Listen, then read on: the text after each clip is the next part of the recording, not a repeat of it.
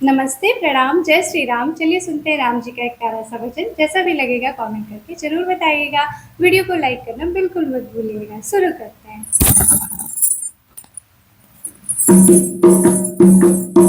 राम भजन करो भाई, सुंदर तन पाई, प्रभु के घर जाना है। राम भजन करो भाई, सुंदर तन पाई, प्रभु के घर जाना है। ईदहिया माटी की लाई, ईदहिया माटी की लाई, बूंद पड़ते चले जाई, मिट्टी में मिल जाई, प्रभु के घर जाना है। बूंद पड़ते चले जाई, मिट्टी में मिल जाई, प्रभु के घर जाना है। राम भजन करो भाई, सुंदर तन पाई, प्रभु के घर जाना है।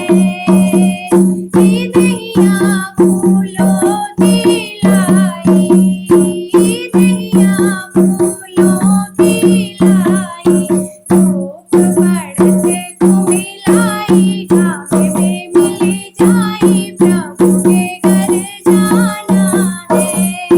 धूप पड़ते को मिलाई, घाम में मिल जाई, प्रभु के घर जाना है।